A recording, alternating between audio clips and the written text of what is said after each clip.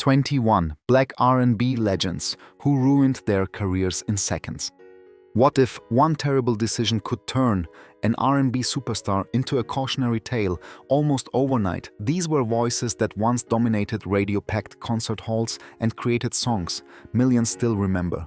But behind the success came addiction, legal trouble, controversy, and choices that threatened everything they had built.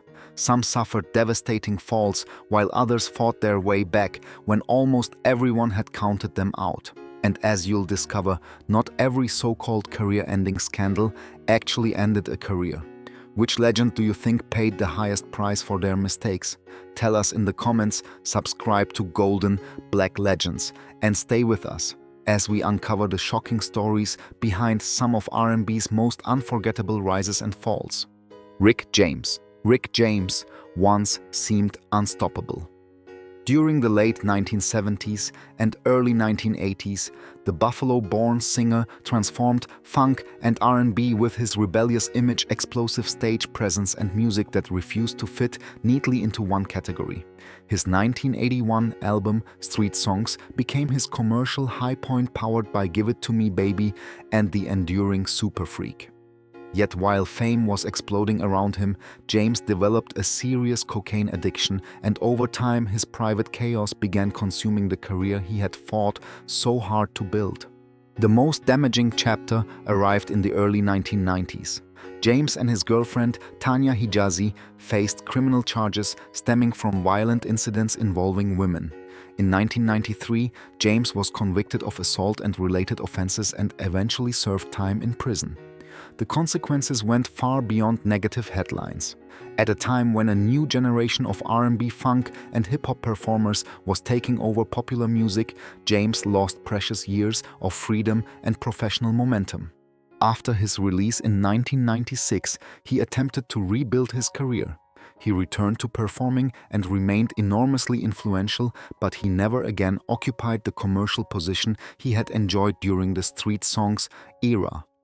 Years of substance abuse and health problems also took a devastating physical toll. James died in Los Angeles on August 6, 2004, at only 56. His death was attributed to pulmonary and cardiac failure, with multiple medical conditions and drugs contributing. Yet his downfall never erased his musical influence. Super Freak became embedded in popular culture and was famously sampled for MC Hammer's "You Can't Touch This." Rick James did not lose everything in one single moment. His decline unfolded through years of destructive choices, a painful example of how extraordinary talent cannot always protect an artist from the consequences of life outside the spotlight. David Ruffin. David Ruffin possessed one of the most recognizable voices Motown ever produced.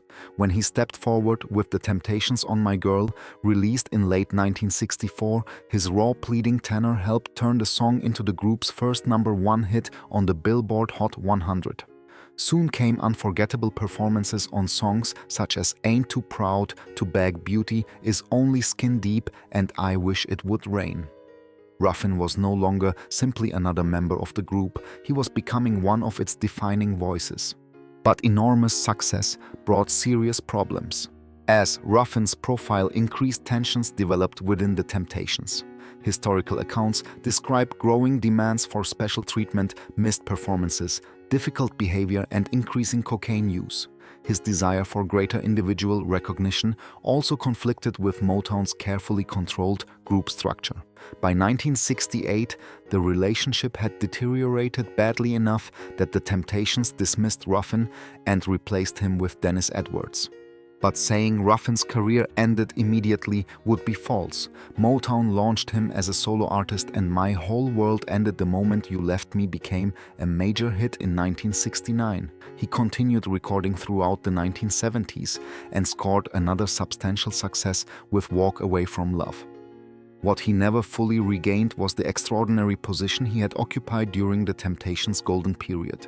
Substance abuse remained a recurring problem. Still, Ruffin continued performing and later reunited professionally with former Temptations colleagues Eddie Kendricks and Dennis Edwards. On June 1st, 1991, Ruffin died in Philadelphia at just 50 years old. His death was ruled an accidental cocaine overdose. His story remains heartbreaking because the talent never disappeared.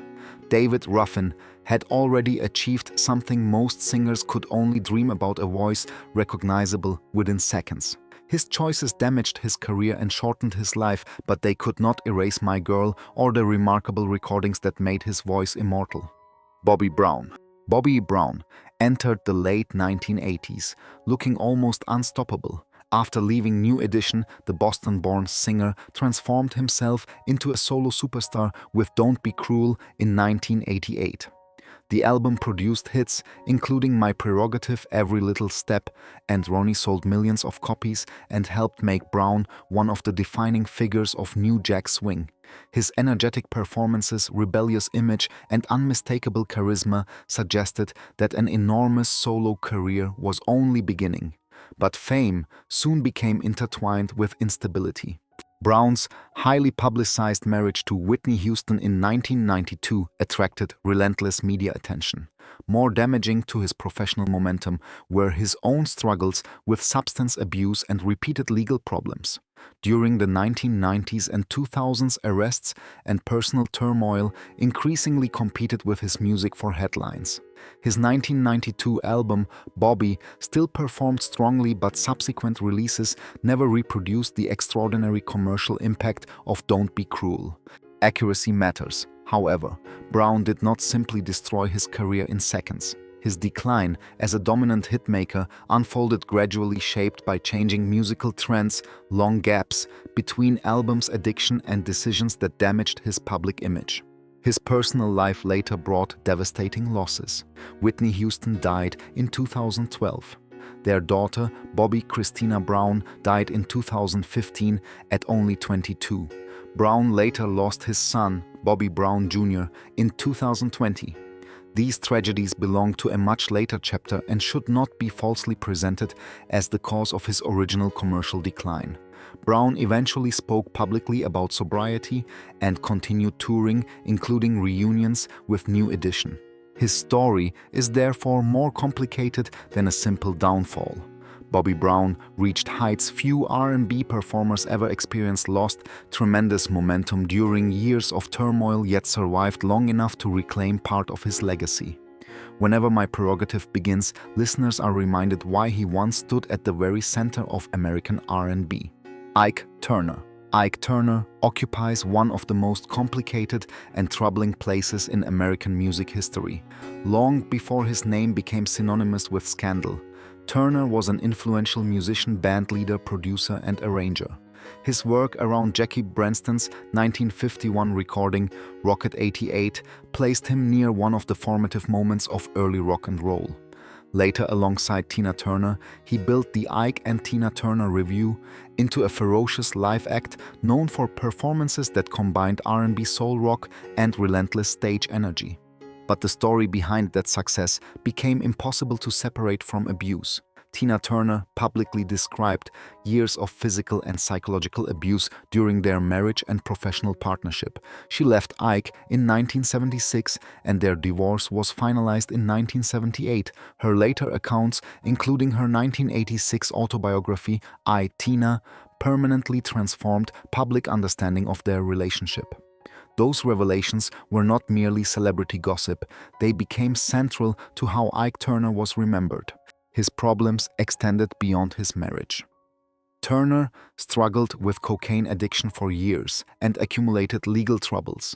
In 1989, he was convicted on drug-related charges and later served prison time.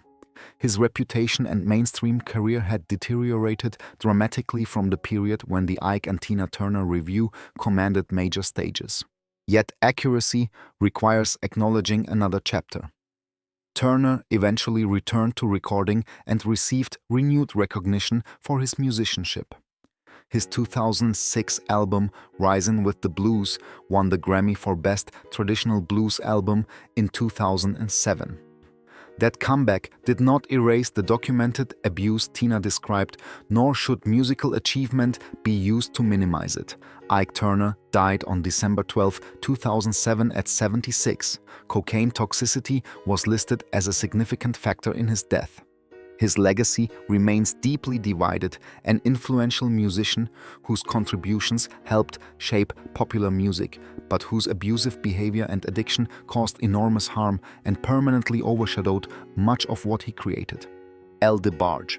L. DeBarge possessed the kind of voice that could make a song recognizable almost immediately.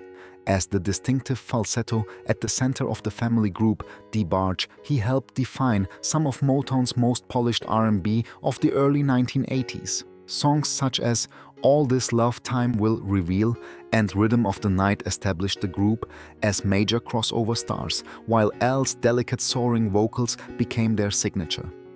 When he moved into a solo career, the 1986 hit Who's Johnny demonstrated that he could succeed outside the family name. But behind that elegant voice was an increasingly serious struggle with addiction. L has spoken publicly about substance abuse and the devastating effect it had on his personal and professional life.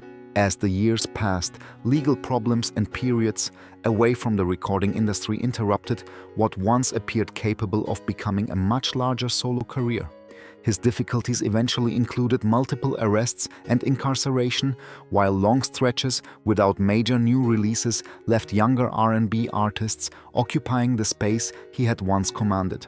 Yet describing L. DeBarge as someone whose career was completely destroyed would ignore one of the most important chapters of his story. In 2010, after roughly 16 years without a studio album, he released Second Chance.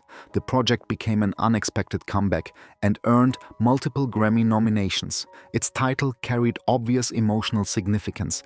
L was attempting to reclaim not only his musical career but a life repeatedly disrupted by addiction. Unfortunately, recovery was not a simple straight line and further struggles followed. That reality makes his journey more human than the sensational claim that one mistake ended everything. L. DeBarge remains admired for a vocal style that influenced generations of R&B singers. His story is painful because listeners can hear exactly how extraordinary his potential was. The years lost to addiction cannot be recovered. But unlike many tragic stories from R&B history, L's did not simply end at rock bottom. His return proved that even after decades of setbacks, a damaged career can sometimes find another chance. James Brown. James Brown was already an American institution when one extraordinary confrontation with police became one of the darkest public episodes of his later career. By then, the man known as the Godfather of Soul had changed popular music through recordings such as Papa's Got a Brand New Bag, I Got You, I Feel Good, Cold Sweat and Get Up, I Feel Like Being a Sex Machine. His rhythmic innovations helped lay foundations for funk and profoundly influenced hip-hop. But by the late 1980s, Brown's personal life had become increasingly troubled. The defining legal crisis came in September 1988. After an incident involving a business seminar in Augusta, Georgia. Brown led authorities on a high-speed pursuit that crossed from Georgia into South Carolina. Police ultimately stopped him, and the resulting criminal cases led to a prison sentence. Brown received a 6-year sentence and served roughly 2 years before being released in 1991. For an artist who had spent decades commanding stages in immaculate suits, incarceration represented an extraordinary fall. His legal troubles damaged his image, while changing musical tastes meant he no longer occupied the commercial position he had enjoyed during his peak years. But the claim that the incident permanently destroyed his career would be inaccurate. Brown returned to performing after prison and remained a major concert attraction.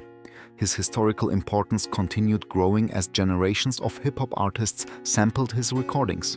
In 1986, before the arrest, he had already been inducted into the Rock and Roll Hall of Fame as part of its inaugural class, confirming a legacy that later scandals could damage but never erase.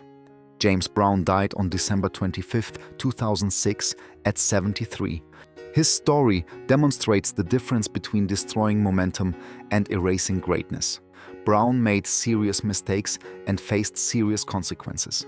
Yet, his musical influence proved larger than his downfall. The prison gates temporarily stopped the performer, but they could not stop the rhythms he had already released into the world. Casey Haley. Casey Haley became one of the most powerful voices of 1990s R&B, but his journey also became a painful example of how personal struggles can interrupt extraordinary momentum. Born Cedric Haley in North Carolina in 1969, Casey grew up singing gospel before joining his brother Jojo Devonte Swing and Mr. Dalvin to form Jodici. Their combination of gospel-rooted vocals, sensual lyrics, and street-inspired style transformed the R&B landscape. Albums such as Forever My Lady, Diary of a Mad Band, and the show The After Party, the hotel produced classics, including Come and Talk to Me, Cry for You, and Freakin' You. Casey achieved another remarkable chapter alongside JoJo. Their ballad, All My Life, reached #1 on the Billboard Hot 100 in 1998, proving his career could flourish outside Jodici. Yet behind the success, alcohol and substance abuse increasingly complicated his life. Casey and JoJo later publicly acknowledged their struggles, and their reality series Casey and JoJo Come Clean documented efforts to confront addiction and regain stability. Those problems cost Casey valuable years and professional consistency, but saying they completely destroyed his career would be inaccurate. Jodici eventually reunited and released The Past, the Present, the Future in 2015. The group also continued performing while its influence remained obvious in younger generations of R&B artists. That makes Casey's story more emotional than a simple rise and fall narrative. He reached the top, struggled publicly, and still found ways back to the stage. His troubles damaged momentum, but they never erased that extraordinary voice. When a classic Jodici record begins today, longtime listeners immediately remember why Casey Haley once seemed capable of making heartbreak sound almost overwhelming. Sly Stone. Sly Stone reached a level of influence few musicians ever achieve. Yet his career became equally famous for the opportunities lost along the way. Born Sylvester Stewart in Texas in 1943 and raised in California, Stone created Sly and the Family Stone, a groundbreaking interracial and mixed-gender group that blended soul funk, rock, psychedelia, and social commentary. Songs such as Dance to the Music Every Day, People Family Affair, and Thank You for Letting Me Be Myself again helped redefine popular music during the late 1960s and early 1970s. At their peak, the group appeared at Woodstock and represented an optimistic vision of unity, but behind that success, Stone's drug use and unpredictable behavior increasingly disrupted the band. Delayed concerts, missed appearances, cancellations, internal disagreements, and growing instability damaged relationships with audiences and promoters. The bright optimism of the group's earlier records also gave way to the darker atmosphere of 1971's There's a Riot Going On. By the mid-1970s, their extraordinary commercial momentum had largely disappeared. Still, there was no single night when Sly Stone suddenly destroyed everything. His decline unfolded over years, making his story more complicated than the sensational version often told. Even when his own career became unstable, musicians continued building upon the sound he pioneered. Sly and the Family Stone entered the Rock and Roll Hall of Fame in 1993. In 2023, Stone published his memoir offering his perspective on decades of triumph and turmoil. He died on June 9, 2025 at 82. His final legacy remains bittersweet. Addiction took away time stability and potentially years of music, but it could not erase his innovations.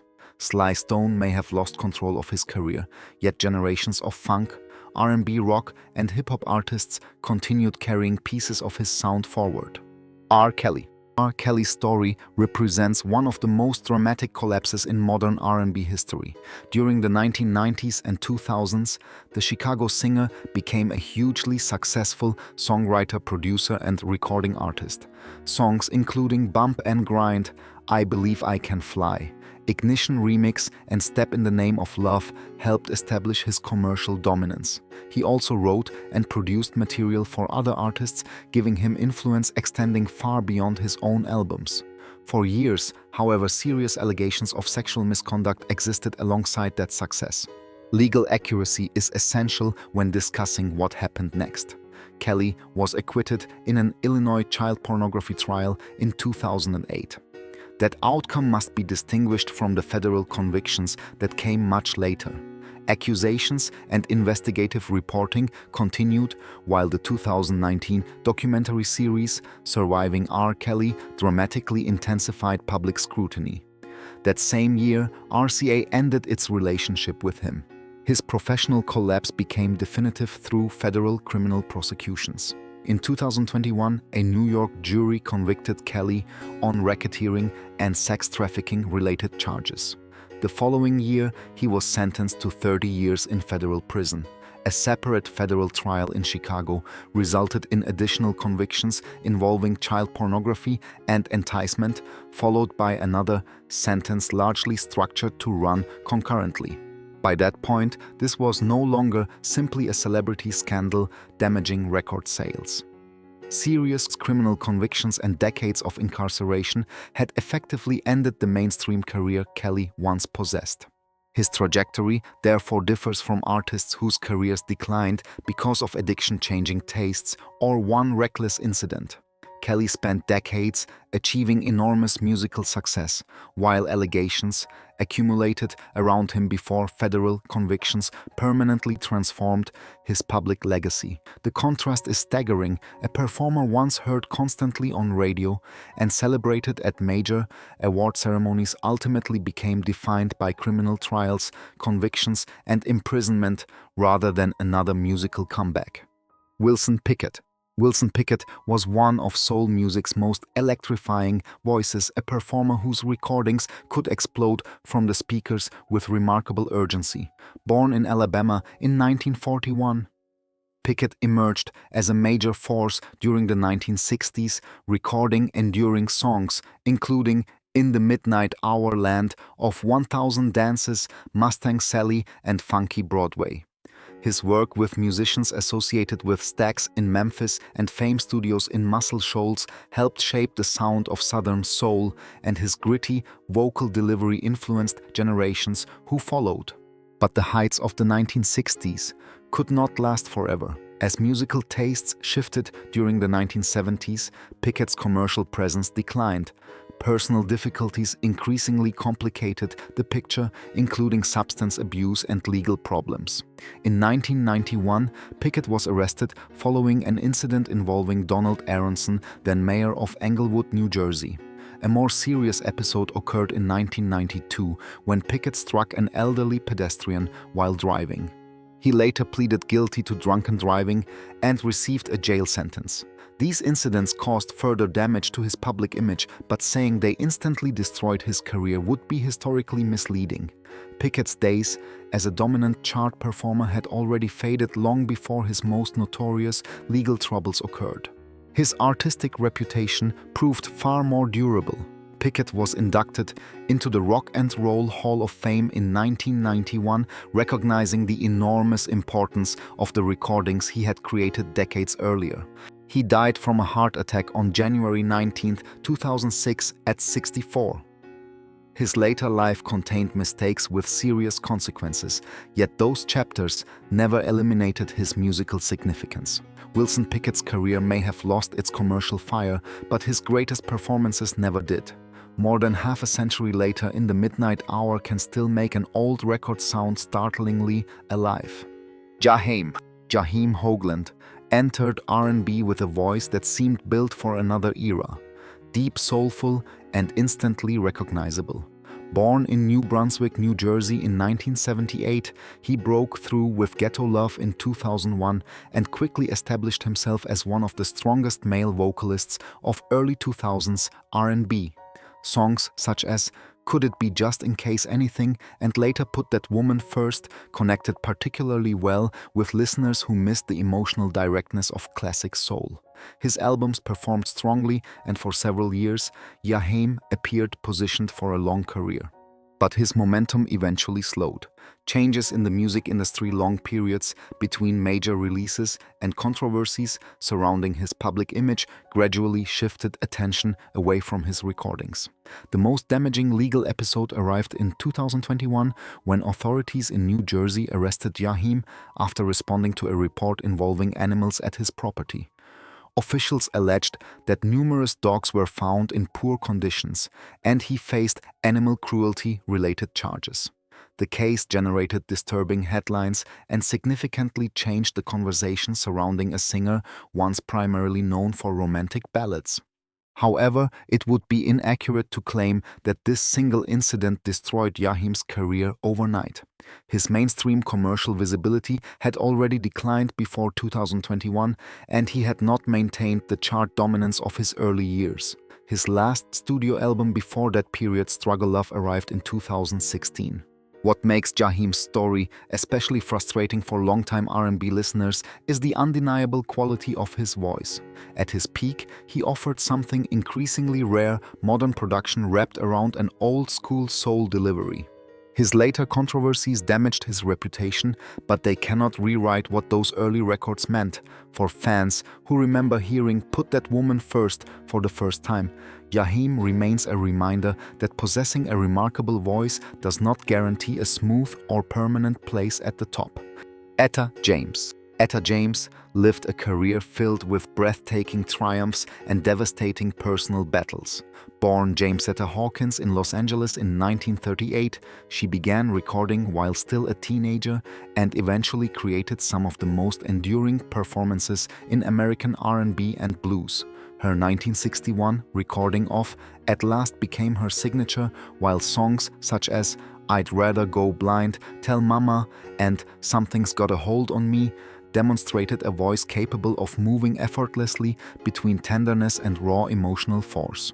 Behind those recordings, however, James endured a severe heroin addiction that consumed much of her life during the 1960s and 1970s. Her substance use contributed to legal trouble, instability, and periods when her enormous talent was overshadowed by personal crisis. She entered treatment and spent time at the Tarzana Psychiatric Hospital in the 1970s, beginning a difficult process of confronting addiction. But Etta James absolutely does not fit a simplistic story in which addiction permanently destroyed her career. She recovered enough to build an extraordinary second act. During the following decades, James recorded extensively, toured, explored blues and jazz, and earned major recognition. She won multiple Grammy Awards and was inducted into the Rock and Roll Hall of Fame in 1993. That comeback makes her story far more powerful than a conventional downfall narrative. Addiction took years from her damaged relationships and repeatedly threatened her future. But it did not get the final word. James died on January 20, 2012, at 73 after battling leukemia and other health problems. By then, her reputation had grown far beyond one famous song. Etta James came frighteningly close to losing everything, yet she fought her way back. For older R&B listeners, that survival is part of what makes her legacy so moving. The pain heard in her voice was not manufactured for the studio. She had lived through enough darkness to understand every word she sang. Frankie Lymon. Frankie Lymon experienced fame at an age when most children were still trying to understand who they were. Born in Harlem in 1942, he became the teenage lead singer of Frankie Lymon and the Teenagers, whose 1956 recording Why Do Fools Fall in Love turned him into one of the earliest black teenage crossover stars in American popular music. Lymon was only 13 when the song became a sensation, and his youthful voice helped open doors for generations of teenage performers who followed. Success arrived almost impossibly fast. Unfortunately, so did the pressures surrounding it. Lymon separated from the Teenagers and pursued a solo career, but recreating the group's early success proved difficult. His voice changed as he matured, musical trends evolved, and the novelty that had made him such a remarkable young attraction began disappearing. More seriously, Lymon developed a heroin addiction while still extraordinarily young. His dependence increasingly disrupted both his personal life and professional opportunities.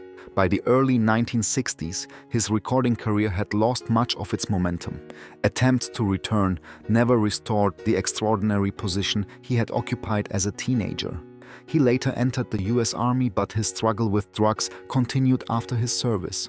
On February 27, 1968, Frankie Lyman died from a heroin overdose at his grandmother's home in Harlem. He was only 25 years old.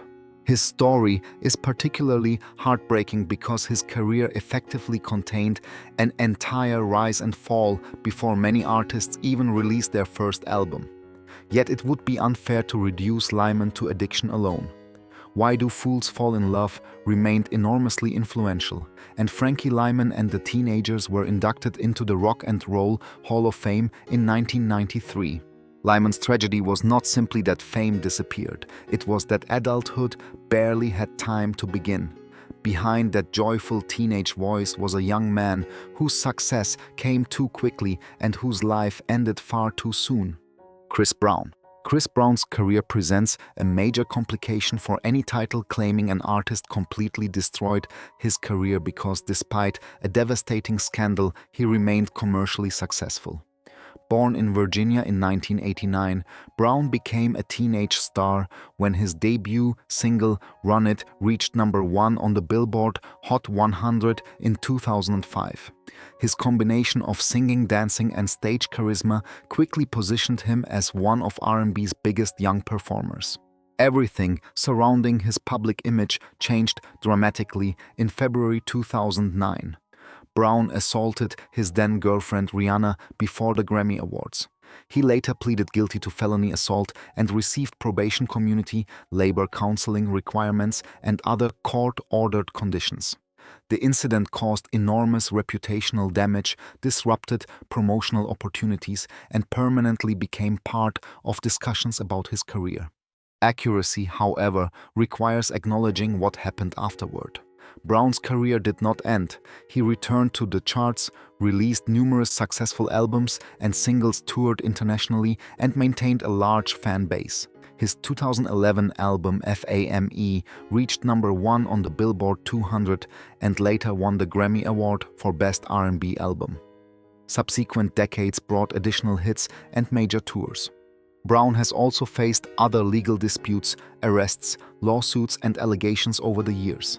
These events must be described individually and carefully because an allegation is not the same thing as a criminal conviction. That distinction makes his story different from many conventional career collapses.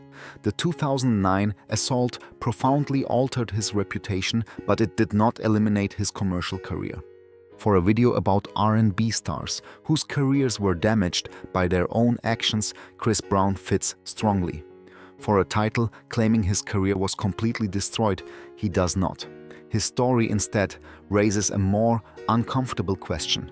How much scandal can surround a superstar while millions of listeners continue supporting the music?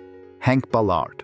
Hank Ballard was one of the most important early voices in rhythm and blues, yet his career also shows how quickly musical success can become complicated by controversy and changing times. Born John Henry Kendricks in Detroit in 1927, Ballard became the lead singer of the Midnighters and helped create a tougher, more suggestive style of R&B during the 1950s. Records such as Work With Me, Annie Annie Had a Baby, and Sexy Ways became major hits even as their lyrics attracted criticism and radio restrictions. Ballard later wrote and recorded The Twist, although Chubby Checker's 1960 version became the enormous crossover phenomenon most audiences remember. Ballard's difficulties cannot accurately be reduced to one arrest or one catastrophic mistake. His career was affected by censorship, changing musical trends, personal instability, and substance-related problems reported during portions of his life. By the time soul and funk transformed black popular music during the 1960s. The Midnighters' greatest commercial period had already passed. Ballard continued recording and performing, but he never regained the chart dominance of his breakthrough years. What makes his story especially bittersweet is that one of his compositions became a cultural phenomenon largely through another performer. The twist inspired an international dance craze, while Ballard remained far less famous to mainstream audiences than the song itself.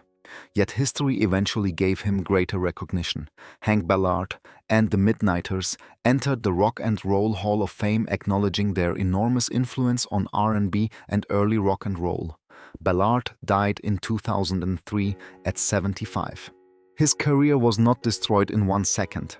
Instead, fame slowly slipped away while music changed around him. But beneath the setbacks remains an undeniable truth. Hank Ballard helped create sounds and songs that permanently changed American popular music. Clyde McPhatter. Clyde McPhatter possessed a soaring tenor that helped bridge gospel rhythm and blues and the emerging sound of rock and roll. Born in North Carolina in 1932, he first gained major recognition singing with Billy Ward and his Dominoes before becoming the original lead singer of the Drifters. With recordings such as Money Honey Such a Night and Honey Love McPhatter became one of the most influential black vocalists of the 1950s. After leaving the group, he established a solo career and scored another enduring hit with A Lover's Question. Yet McPhatter's professional journey became increasingly difficult. Part of the problem was structural.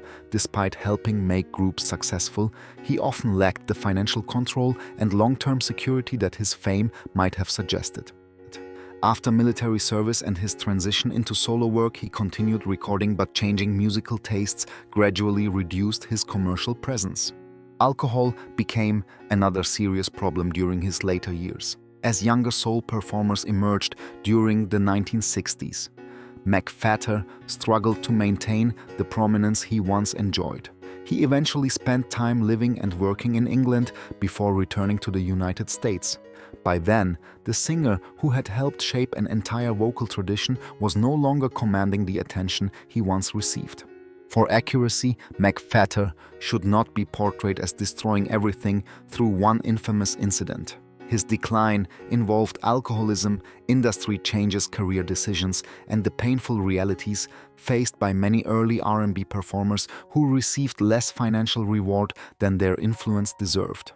McPhatter died on June 13, 1972, at only 39 after suffering a heart attack. Years of alcohol abuse had damaged his health. His life was tragically short, but his influence survived. He was later inducted into the Rock and Roll Hall of Fame, both as a member of the Drifters and as a solo artist. Clyde McPhatter may have lost his place on the charts, but the vocal blueprint he helped create never disappeared. Trey Songz. Trey Songz emerged during the 2000s as one of contemporary R&B's most recognizable male performers. Born Tremaine Neverson in Virginia, in 1984, he released his debut album I Gotta Make It in 2005 before building greater commercial momentum with albums including Ready and Passion, Pain and Pleasure. Songs such as Can't Help But Wait, Say Ah, Bottoms Up and Slow Motion helped turn him into a major R&B attraction, while his smooth image and touring success gave him remarkable longevity.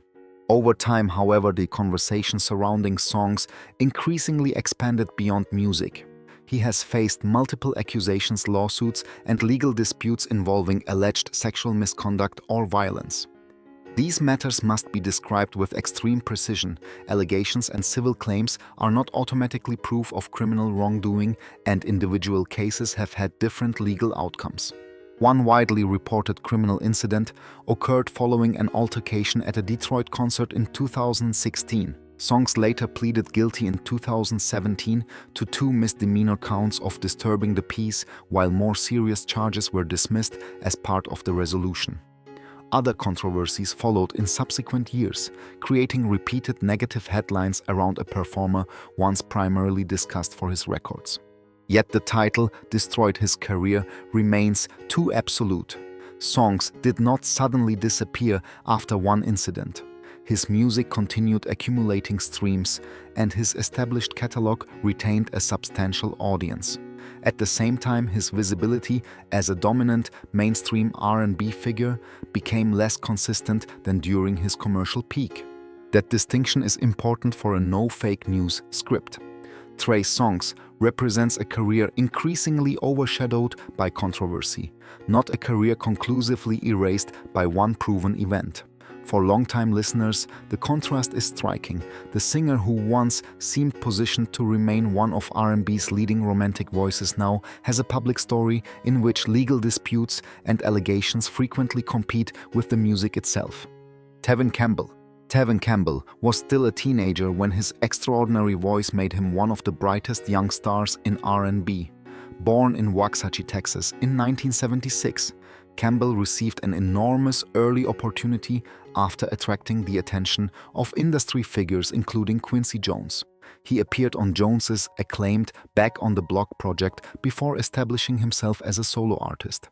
Hits including Round and Round, Tell Me What You Want Me to Do, I'm Ready, and the enduring Can We Talk made Campbell one of the defining young vocalists of the early 1990s. But as Campbell entered adulthood, maintaining that extraordinary momentum became difficult. His later albums did not reproduce the commercial impact of I'm Ready, while R&B itself was changing around him. In 1999, Campbell was arrested in Los Angeles following an encounter with an undercover police officer. He later pleaded no contest to a misdemeanor offense involving solicitation and was ordered to complete an AIDS awareness program and other requirements. The incident generated embarrassing publicity, but describing it as the event that completely destroyed Campbell's career would be inaccurate. His commercial decline had already begun and he continued performing afterward. More importantly, later internet narratives often exaggerated the arrest into a simplistic explanation for why he became less visible. Campbell eventually stepped away from the constant pressure of mainstream celebrity while continuing to perform.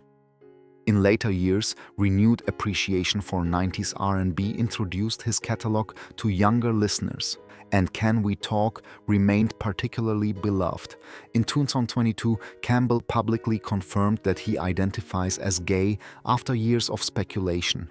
That fact should never be framed as a scandal, illness, or explanation for his career trajectory. His story is therefore not one of a singer destroying everything overnight. It is about childhood fame changing markets, one damaging legal episode, and the difficult transition into adulthood. Tevin Campbell lost commercial momentum, but he never lost the voice that made millions remember his name. Keith Washington seemed perfectly positioned to become one of the defining romantic voices of 1990s R&B. Born in Detroit in 1960, he broke through nationally with his 1991 debut album, Make Time for Love. Its signature single, Kissing You, became a major R&B hit and earned Washington a Grammy nomination, while his smooth baritone and sophisticated image placed him alongside the era's leading Quiet Storm singers. He followed with additional recordings, including If You Were With Me Now, his duet with Kylie Minogue, and appeared as himself on the television series Martin. Yet Washington's career does not actually fit the narrative of a superstar destroying everything through one notorious scandal. His recording momentum gradually slowed as the R&B marketplace changed during the 1990s. His second album, You Make It Easy, arrived in 1993, followed by KW in 1998, but neither turned him into the long-term mainstream hitmaker that Kissing You once suggested he might become. Washington did not simply vanish. He continued performing, worked in radio, and remained especially recognizable to listeners who grew up with sophisticated R&B and Quiet Storm programming. His catalog also retained an audience long after his strongest chart years ended. That distinction matters for a no-fake news script. There is no need to invent addiction, criminal behavior, or a career-ending scandal to explain why Keith Washington became less visible. Sometimes the industry simply moves forward, musical tastes change, and a performer's commercial window closes sooner than expected.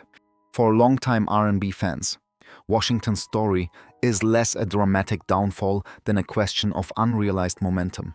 Kissing You demonstrated exactly what he could do: deliver romance with restrained maturity and an unmistakable voice. He may not have remained at the center of mainstream R&B, but one enduring record ensured that Keith Washington was never completely forgotten. Christopher Williams. Christopher Williams entered the late 1980s and early 1990s with the looks, voice, and industry momentum of a potential long-term R&B star. Born in the Bronx in 1967, Williams released his debut album Adventures in Paradise in 1989 before reaching a larger audience with his second album, Changes. Its biggest single, I'm Dreamin', appeared on the soundtrack to the 1991 film New Jack City and reached #1 on Billboard's Hot R&B Hip Hop Songs chart. Williams also appeared in the movie as Kareem Akbar, giving him valuable exposure as both a singer and actor. But the enormous breakthrough did not develop into decades of comparable chart dominance. Williams released Not a Perfect Man in 1995, while changes in the R&B industry and lengthy gaps in major recording activity gradually reduced his mainstream visibility. His public life also generated controversies and legal headlines over the years, but it would be misleading to manufacture one dramatic event and claim it instantly destroyed his career. Williams later continued performing and appearing publicly, while renewed nostalgia for New Jack Swing and early 1990s R&B kept I'm Dreamin' recognizable. His life also attracted concern when reports about his health circulated online. In 2021, after inaccurate reports suggested he had fallen into a coma, representatives clarified that he was dealing with a medical condition but was not in a coma. For this video's theme, Williams is therefore a borderline choice. His career certainly lost tremendous momentum after an impressive early peak, but the available record does not support reducing that decline to one reckless decision. That may actually make his story more relatable. The entertainment industry can be unforgiving even without a spectacular scandal.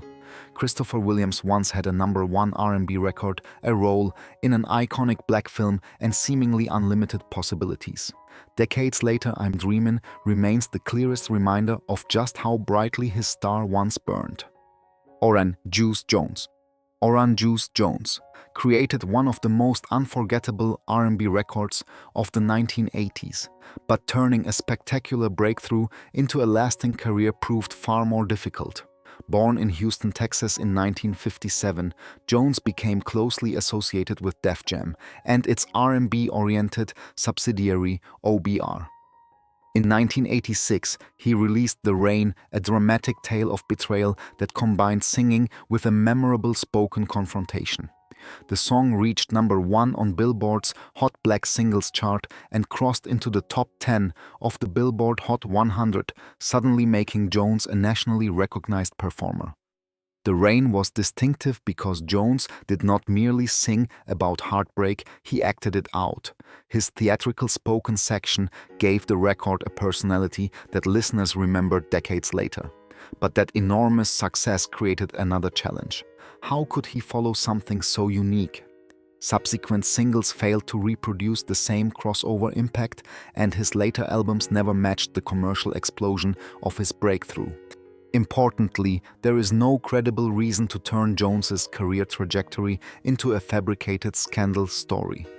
His career was not destroyed by a notorious arrest addiction crisis or one catastrophic public mistake. He simply became an example of how brutally difficult it can be to follow a signature hit. By the early 1990s, his mainstream recording career had slowed considerably. Jones later moved into other pursuits, while The Rain continued living through old-school radio sampling, streaming, and R&B nostalgia. The song became far more durable than the chart career surrounding it. For that reason, Jones is another weak match for a title claiming singers destroyed their careers. His story is more accurately about the unforgiving nature of the music business. One extraordinary record carried him to the top, but staying there proved impossible. Still, millions remember that opening atmosphere and legendary confrontation. Oran Juice Jones may have experienced only a brief period of mainstream dominance, but the reign gave him something. Many longer careers never produce a record people can recognize within seconds. Some of these R&B legends reached heights most artists could only dream of, yet fame could not protect them from bad decisions, addiction, legal trouble, or the unforgiving realities of the music industry. Some truly damaged their careers through their own actions, while others simply lost momentum and were later unfairly remembered as cautionary tales. That difference matters. Behind every headline was a human being, and behind every downfall was music that once meant something deeply personal to millions of listeners. So now, we want to hear from you which artist on this list had the most heartbreaking fall and which one deserved a greater second chance. Share your opinion in the comments. And if these stories brought back memories, subscribe to Golden Black Legends for more unforgettable stories behind the voices that shape generations.